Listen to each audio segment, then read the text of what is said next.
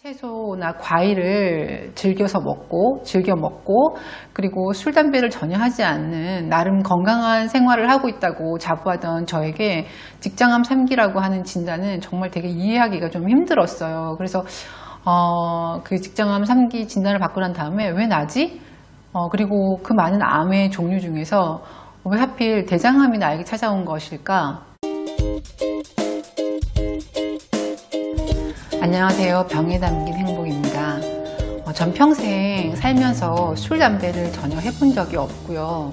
그리고 육류 섭취를 전혀 하지 않는 채식주의자로 평생을 살아왔어요. 그런데 이제 햇수로 3년이 다 돼가는 것 같은데요.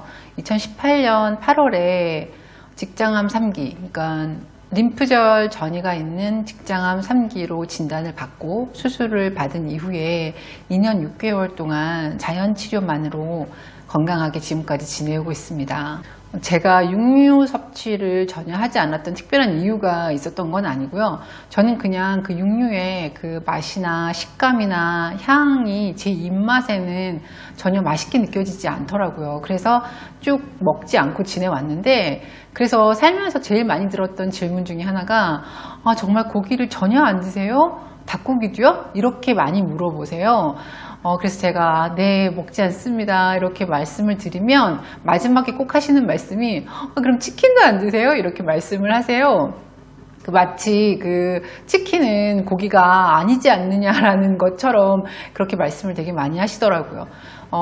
제가 지금은 그 베지테리언들이, 채식주의자들이 굉장히 많으시잖아요. 그리고 식단도 많이 개발되고 레시피도 그렇고, 그다음에 또 그런 채식을 제공하는 식당도 많이 생겼지만, 제가 어릴 때는 정말 그런 곳들이 별로 없었어요. 그래서 제가 중고등학교 아니면 대학 생활을 할 때 정말 좀 힘들었던 기억이 있어요. 정말 저를 약간 별종, 이렇게 이상한 사람, 약간 이상한 취향을 가진 사람으로 많이들 보셔서 먹을 것도 사실 별로 없고, 그래서 되게 많이 고생했던 기억이 있어요. 저 같은 경우는 베지테리언의 종류 중에서도 이제 해산물이라든지 아니 생선 혹은 계란이나 유제품을 섭취를 하는 페스코 베지테리언인데요. 이렇게 해산물이라든지 채소나 과일을 즐겨 먹고, 그리고 술, 담배를 전혀 하지 않는 나름 건강한 생활을 하고 있다고 자부하던 저에게 직장암 3기라고 하는 진단은 정말 되게 이해하기가 좀 힘들었어요. 그래서 그 직장암 3기 진단을 받고 난 다음에 왜 나지? 그리고 그 많은 암의 종류 중에서 왜 하필 대장암이 나에게 찾아온 걸까? 이런 질문을 정말 많이 했던 것 같아요. 그리고 왜 암이 제게 찾아왔는지 그 이유를 정말 꼭 알고 싶었어요.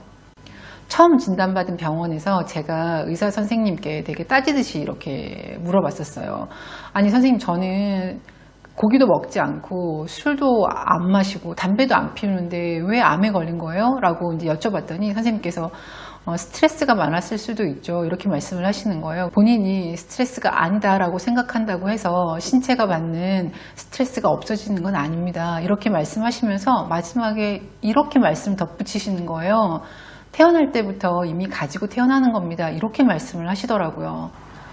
현대의학에서 암을 바라보는 관점이 두 가지가 있더라고요. 하나는 암은 유전적 질환이다라고 하는 관점이 있고요. 또 하나는 암은 그 환경적인 요인에 의한 그 대사질환이다라고 그 암을 바라보는 관점이 있는 것 같아요. 그래서 제가 생각을 한번 해봤어요. 그 암의 유전적인 요인을 가지고 있는 사람은 모두 암에 걸리나? 무조건 암에 걸리나? 그런데 생각해보니까 아닌 것 같아요. 왜냐하면 암에 걸렸던 분들, 암으로 치료를 받았던 분들 중에서도 재발이나 전이 없이 건강하게 쭉 살아가시는 분이 계신가 하면 쉽게 재발이나 전이가 되는 분들도 계시잖아요. 두 경우 모두 암의 유전적인 소양, 이미 암을 가지고 계시니까 암의 유전적인 어떤 요인을 가지고 있다라고 볼 수 있는데, 이렇게 다른 경우가 생기는 걸로 봐서 그건 아닌 것 같다라는 생각이 들었고요. 또 하나는 그러면 식생활 습관이라든지 이런 환경적인 요인, 스트레스를 많이 받는 어떤 환경이 암을 무조건 발생시키나? 그렇지도 않은 것 같아요. 왜냐하면 평생 라면만 먹거나 술, 담배를 굉장히 많이 하시는 분들 중에서도 그냥 건강하게 평생 살아가시는 분들도 굉장히 많으시잖아요. 저희 엄마 같은 경우도 평생 굉장히 고된 시집살이로 스트레스가 정말 많으셨는데 지금 이제 70이 훨씬 넘은 나이에도 굉장히 건강하게 살고 계시거든요. 우리는 암에 걸렸다라고 하는 표현을 즐겨 사용을 하는데요. 물론 자궁경부암처럼 바이러스가 그 원인이 되는 암이 아주 없는 건 아니지만 대부분은 우리 몸 안에 있는 정상세포가 어떤 원인에서건 변이를 일으켜서 종양세포로 그 성질이 바뀌는 것입니다. 만약에 바깥에서 외부에서 침입한 어떤 균이라든지 바이러스에 의한 것이라면은 그냥 그 균만 딱 없애고 나면 그냥 게임 오버 이렇게 되는 건데 그런 게 아니라는 거예요.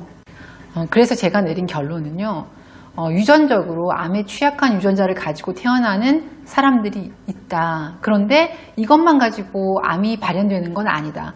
이 유전자의 스위치를 작동시키는 무엇인가가 존재한다는 거죠. 그게 생활 습관이건 스트레스건 식생활이건 이 유전자의 스위치를 작동시키는 뭔가가 존재한다는 거예요. 그렇다면 이 두 가지 요인 중에서 한 가지만 작동을 안 해도 암을 피할 수 있지 않겠나. 그러면 유전적인 요인은 하늘에 맡기고 어쩔 수 없으니까 스위치가 작동되지 않게끔 할 수는 있겠다라는 거예요. 유전인자의 활성화를 막자라는 거죠. 그럼 어떻게 하면 될까요? 의사 선생님들은 저희에게 모든 걸 가르쳐 주지 않아요. 의사 선생님들은 보통 과학자의 영역에 계신 분들이죠. 과학적으로 검증된 방법이 아니면 사용을 하기를 원하지 않으시고요. 그리고 모험을 하고 싶어 하시지도 않으시죠.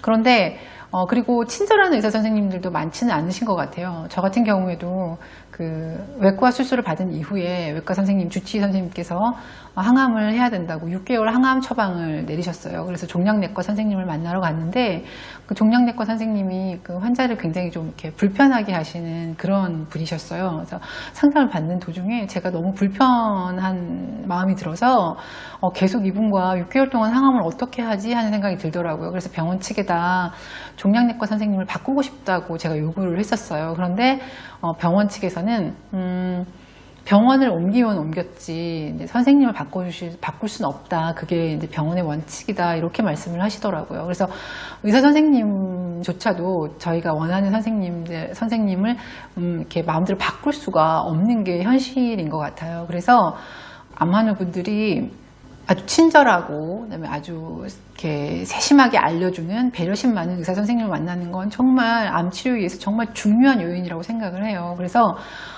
저는 많은 암 환우분들에게 그 통합의학을 전공하신 의사 선생님들이라든지 기능의학을 전공하신 분들 혹은 한의사분들 아니면 이렇게 유튜브에 이렇게 여러 가지 그 좋은 이런 정보를 올려주시는 많은 선생님들이 계세요. 이런 선생님들의 도움을 적극적으로 받으라고 말씀드리고 싶어요.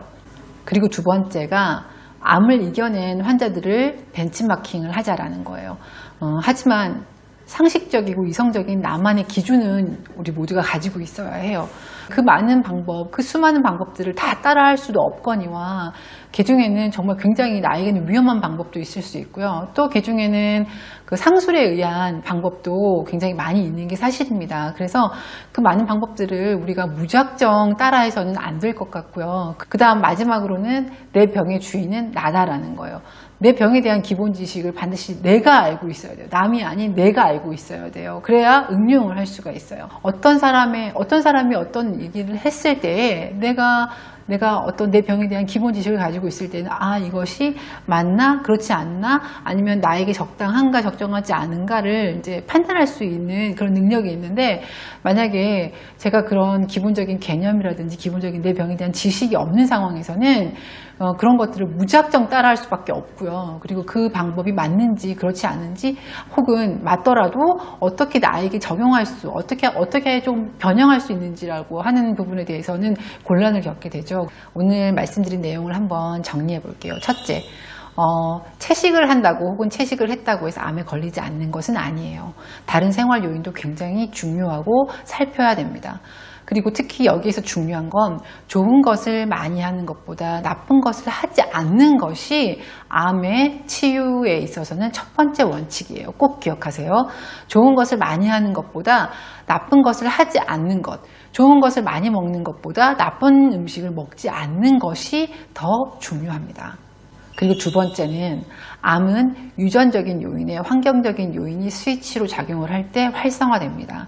그러니까 유전적인 요인은 하늘에다 맡기고요. 그 환경적인 요인으로 암세포의 활성화를 막을 수 있어요. 세 번째는 내 암에 대한 지식을 아주 천천히 조금씩이라도 공부해 나가자는 거예요. 내 암을 다른 사람에게 맡기지 마세요. 천천히 내 암에 대해서 공부를 하다, 내 병에 대해서 공부를 하다 보면 어느 날 병에 담겨서 찾아온 행복을 누릴 수 있을 거예요. 자, 다음 시간에는요, 대장암의 전조 증상들, 대장암이 왜 나를 찾아왔는지, 내 암의 스위치는 무엇이었는지, 이 아주 오래된 이야기를 여러분께 들려드릴까 합니다.